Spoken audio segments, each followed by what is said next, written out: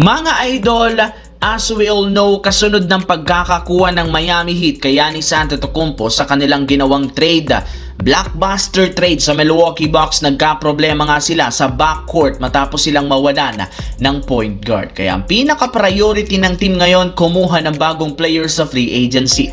Ngunit since gipit sila sa cap space, puro mga point guard na kumukuha ng veteran contract ang balak nilang kunin ngayong offseason. Ayon sa isang insider, kabilang sa mga target nila at plano walang iba kundi ang dating guardia na si Gabe Vincent na balak pabalikin ni Coach Erik Spoelstra next season. Para nga sa inyong kaalaman, isa na nga itong free agent kasunod ng pagtatapos ng kanyang kontrata sa Atlanta Hawks. Kaya may pagkakataon na nga ang Miami Heat na pabalikin siya, papirmahin ang bagong kontrata para samahan sina Bam Adebayo at Giannis Antetokounmpo at tulungan na magkampiyon kung sakali man sa mga susunod na taon.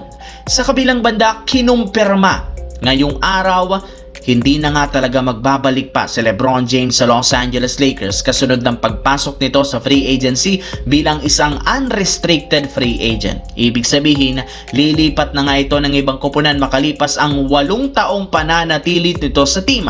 Maging ang Lakers, opisyal na rin naman nag-anunsyo at nagpasalamat sa ilang taong paglalaro ni LeBron James sa prangkisa. At ngayon nga pong wala na si LeBron sa Lakers, mapipilitan ng team na hindi o magdagdag ng mga malalarong posibleng magpapalit at kayang tapatan ang impact na binibigay ni LeBron sa Lakers. Pero kung titignan natin ang bagong team nga ni LeBron James, isang championship contender.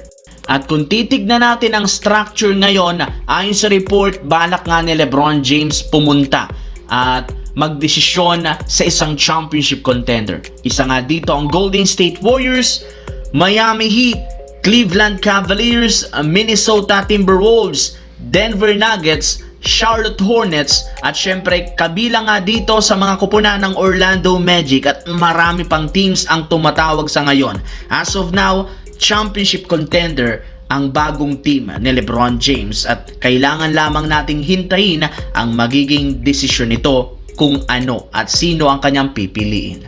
Sa kabilang banda, ilang taon na nga pong ginagamit ang pandisrespect kay Ja Morant. Ang sinasabi nito noon na I'm fine in the West matapos ang sunod-sunod na pagkalaglag nito sa dating team na Memphis Grizzlies sa West. Parati siyang pinagtatawanan dahil simula sa pagiging championship contender ng Grizzlies, naging isa na lamang itong lottery team sa nakalipas na 2 season. Pero magbabago na rin naman ang kalagayan ni Ja Morant kasunod ng pagkakatrade niya sa Portland Trail Blazers. Kung mga nagdaang taon nga wala na siyang nagagawa para makapalag sa darating na bagong season, 100% makakapag-compete na nga ito sa kampeonato. Hindi katulad sa Memphis, mas malakas, mas malalim ang team ngayon ng Portland Trail Blazers. Maaasahan kagaya ni Damian Lillard at mga bagong katandem sa backcourt.